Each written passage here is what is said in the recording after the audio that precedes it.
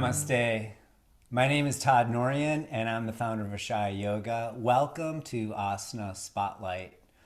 Great to see you, great to be here with you. And today's posture is going to be Virasana, the hero pose, which is a fabulous pose. Sometimes people use it to actually heal their knees, but you can also injure your knees. So I'm going to show you how not to injure yourself in this pose and get the fabulous stretch that Virasana offers. I want to invite you all to share this experience, and anyone you know of who's suffering with knee pain, who has tight quadricep muscles, this is really a great pose. And I'm going to show you a therapeutic way to do it that includes ironing the calves and turning the feet out, which is hardly ever practiced in this pose.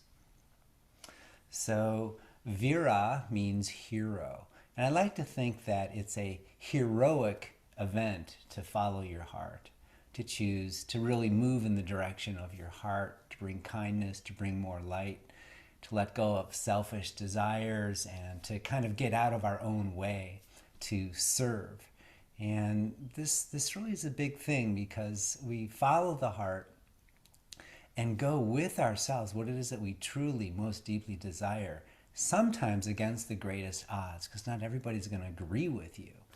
And my journey has been one where, I was a musician and then I came to yoga. I went to a 10-day course and stayed for 13 years and upset a lot of people who had an expectation for me, particularly my family, but others, to actually continue in this way that I was known before. And of course, we know everybody changes, and how to really give ourselves the acceptance and the freedom to shift and change as we go through this life. You don't have to be like one thing the whole life. And as your heart changes and as we grow and deepen, we often want to explore different aspects of our life, our hobbies or our skills. Sometimes we want to grow new skills and new talents. So this whole idea about following the heart is actually to honor the true nature of our spirit, which is free. Swatantriya is the name, Sanskrit word for one's own freedom. And it takes sort of the courage and confidence of a hero to actually live according to your heart. Another aspect of the hero is that, all transformation happens in the present moment. So in order to enter this present moment, a feature of the present moment is that there's an unknown. Like you can't sort of see around the corner when you're in the present moment. So to embrace the present moment means to step into an experience of the unknown, which we often have a lot of fear about the unknown, of course, about uncertainty. It's normal to be afraid of like not knowing something and stepping sort of into the dark. But then we know that the present moment gives the gift of the fulfillment of our desires. So how to just live in the present moment is really a feature of this idea of being heroic, to face your fears and encounter that. So we hear a lot about be here now, which is the all-inspiring place to be. Tantra agrees with that, but they also add the other two times, so that they add the past, the present, the future. We really live in all three times. We want to live in all three times, not just be here now. I mean, that's great. But look, you can be here now and reject the past, have so much regret and guilt about the past that your now is going to be completely influenced by how you've dealt with your past. You're not dealing with the past. And this past is, we don't want to let our history get in the way of our destiny. And the past, the best use of the past is for wisdom and gratitude. How to look back and have gratitude for what you've learned, because the past has brought you to where you are today. So we bow to the past. And then we can't really predict the future, but we use the present moment to envision a future worth living into. So I like to think of, it's all three times. Like, why shortchange ourselves? Like, be here now is the only place to be. So we make use of everything that we have at our disposal, and heroically, this is the journey to learn how to navigate our life through the three times. If you use your present moment without a vision for the future, you're really stuck. because we want to be able to like co-participate with grace to carve out what it is that we truly deeply desire. You can't do it all yourself, for sure. It's a co-participation, but you have to know, what do you want?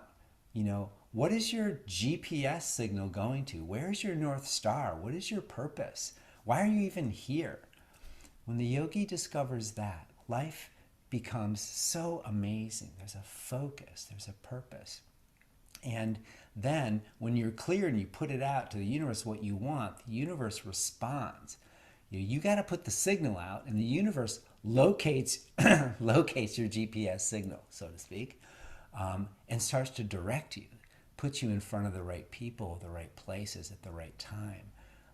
And then we say, wow, this is like a coincidence that all these good things are happening. No, not really. It's just that you're in your heart, being heroic to follow your heart against the greatest odds, knowing what it is that you most deeply desire, which changes as you go along, and you go ahead and navigate those changes, and you put it out there. This is who I am. This is what I want now.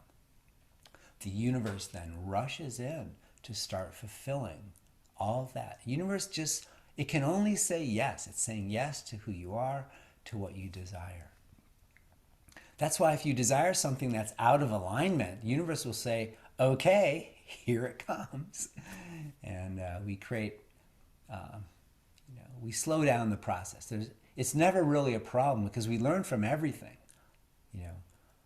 There's no mistake in the universe, only learning.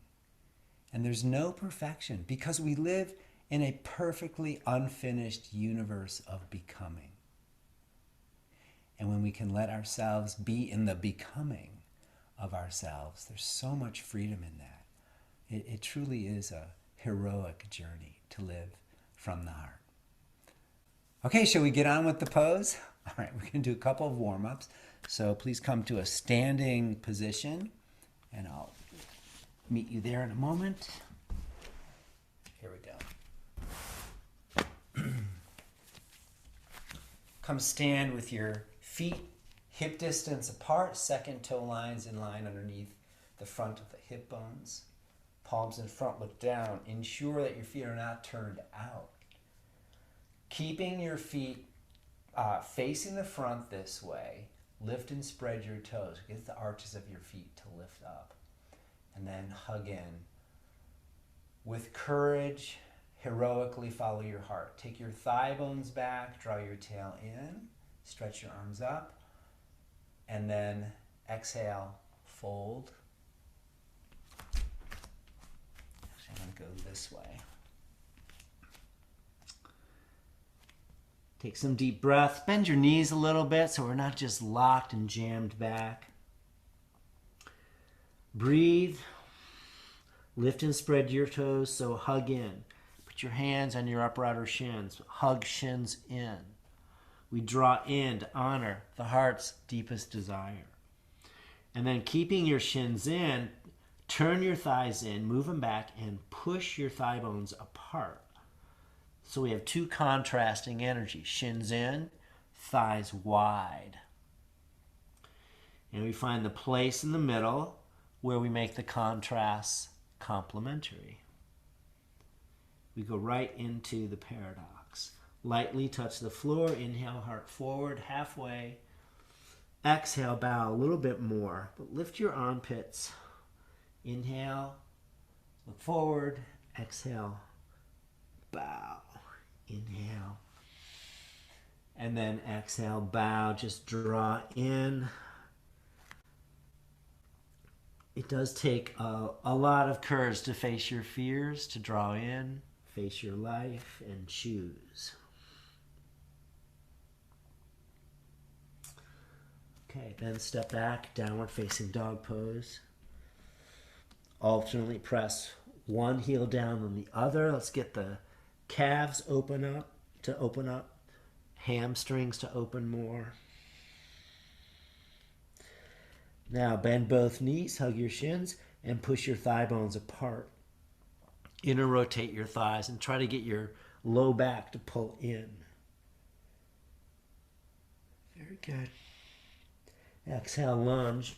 right foot forward and bring your left knee down to the floor. And then both hands up on the right leg. Now, scissor your legs. Really pull front leg back, back leg forward. As you pull the back leg forward, take the top of your left thigh back and draw your tailbone down. And then lunge just a bit more. So we start to get a quadricep stretch. And we're going to need the quads open for Virasana. So we stretch it here. Inhale, both arms up. From your pelvis, just push into the earth more. And because you're grounded, you can reach up to the sky. Take your left hand back to your left thigh. We're going to arch back a bit more.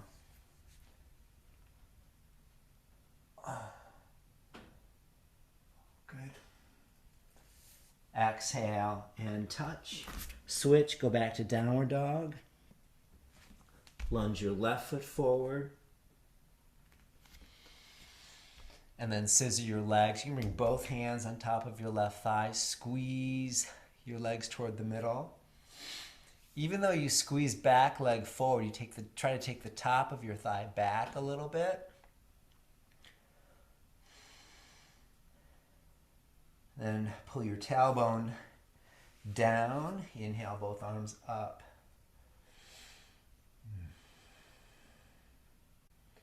Take some deep breaths, enjoy the stretch, and then can you bring your right hand down to the right thigh this way?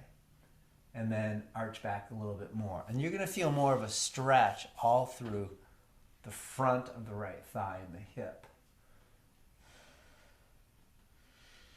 Continue to scissor your legs. So when you engage your legs and squeeze them like isometrically toward the middle, you're going to get a deeper stretch in your quad. So it's going to be much more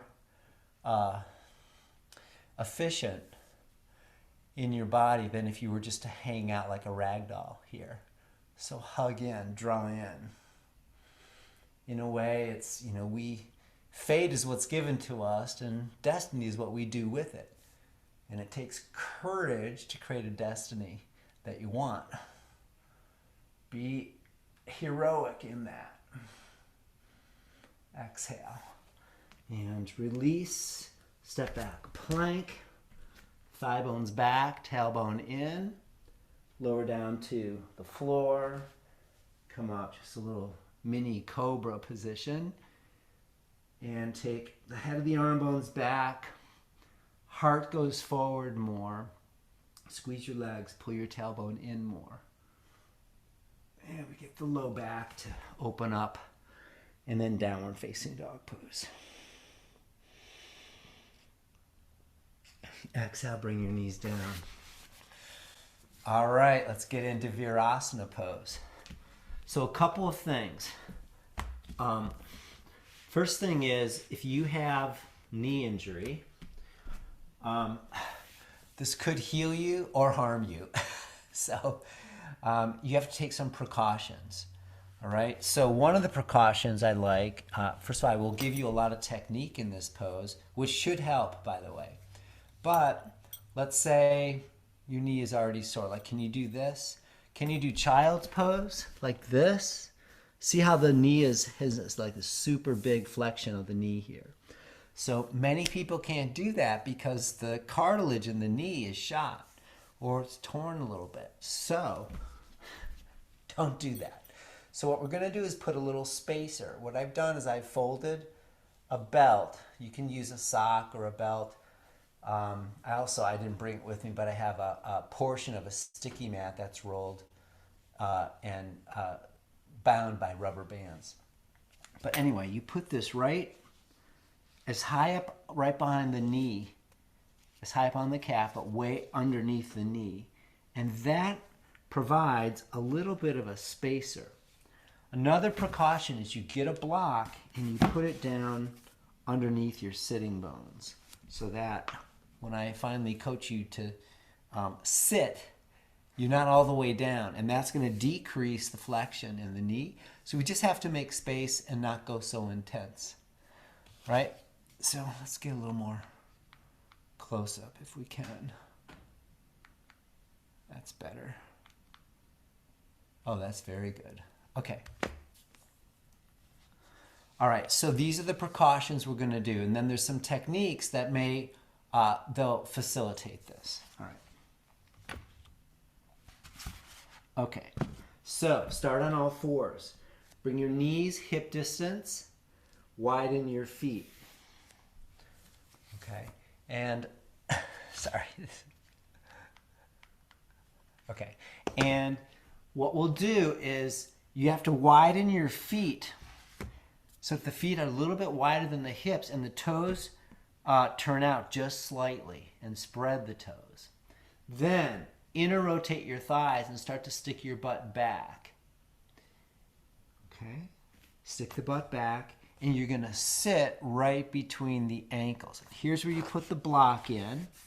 Make sure you've got your belt behind your knee if you need that. So I don't need any of those right now, so I'm gonna let it go. And you inner rotate your thighs until you come all the way down. Now, don't let your knees splay out, so they're hip distance. The next thing is take a look at your calf, and we want the placement of the foot straight line from the knee through the center of the heel, straight out through toe 2 and 3. And so many people do this pose with the sickling of the foot. Let me just get this down here. There we go. The sickling where the feet are like this. All right, do you guys see my feet? Boom, that's sickling of the foot. So that's gonna yank on the knee. So come up again. The next technique is how to iron the calf. So we wanna get this muscle, gastrocnemius, out of the way. So put your hands way up at the top of the gastrocnemius, and with your palm, iron straight back. And you can turn it out a little, but don't crank it out so much that it starts to pull the ligaments of the knee. So iron straight back, and as you sit down, stick your butt out, you iron the calf out of the way. Okay, so we have the feet are straight back, toes are spread, calf is ironed. Third technique, pull the kneecap skin up. You didn't know you had kneecap skin. Well, now you do. And you'll notice that when you pull up on the skin here, there's a little bit of an adjustment. Okay? Sit tall. Feel your low back. The vertebrae should go in. If you can't get the vertebrae in, you can sit on a block or lower down on a folded blanket. Now, spread your toes. Pull your fifth toe. The fifth toe, all 5 toes represent the 5 elements, and the fifth toe is the earth. Big toe would be the sky. So you have to spread the toes out. And when your little toe goes out, the shins hug in. And when the shins engage, then you can push your sitting bones apart. So this is Virasana pose. Now we can go towards Supta Virasana. So if you're doing okay here, then put your hands back behind and lift your hips, pull your tailbone under more, and then push from your pelvis straight out through your knees. So you grow the bones of your legs. Grow the bones of your legs. Pull the sacrum under. The tailbone goes under until you can come down maybe onto your elbows. And this is where the bus stop starts to happen. Okay, bus stop meaning get off the bus if this is your stop. Okay, and how you know it's your stop is either you come down and your knees kill, or your quads are like on fire screaming, or your knees spread out, they splay apart, or your toes sickle, your feet sickle. So if you can keep your feet in good alignment, spread your 5th toes, and your knees can stay hip distance or closer, and your quadriceps are not screaming, and your knees feel good, then you can continue. This is the bus for you. All right. And for those that want to keep going, you come all the way down like this. Clasp your elbows overhead. Now we're not done with the technique, because even if you're this far into the pose, try to soften your rib cage down. Pull your tailbone in more. Navel pulls toward your spine, and try to bring T12 on the floor. So that's the base of the rib cage down. And it may not come down right away, but that's the action, so that you don't hyperextend your ribs. We want these guys to come in. They're going to lift up, but the action is to heroically pull your ribs in.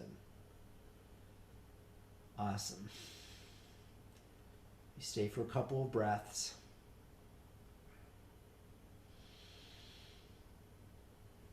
And then come on up the same way you came in. Go to your elbows first, then your hands, then kneel. And go back into downward dog pose, which is a perfect recovery for the knees. And very carefully press the base of your shins back until your legs become straight or almost straight. Good. And then step by step, walk in. And we have Uttanasana, where we started. Spread your toes. Now, bend your knees slightly. Hug your shins. Put your palms on your upper outer shins. Hug shins in. With courage, push your thigh bones apart. Good. And breathe. Root down through your feet. Sweep your arms out to the side and come all the way up. Inhale. And then exhale. Palms down. Palms in front of the heart. Take a moment and just hug into the midline. Close your eyes for a moment. Tune into your heart. What does your heart most deeply desire? Draw into that.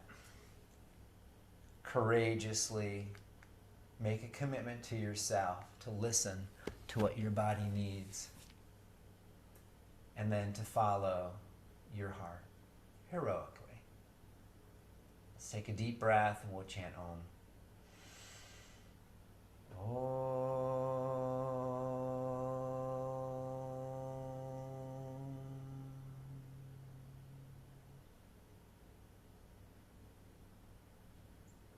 Namaste. Thank you for joining me. Have a great rest of your day. And I hope your journey is filled with courage and that you heroically follow your heart. See you again soon. Bye-bye.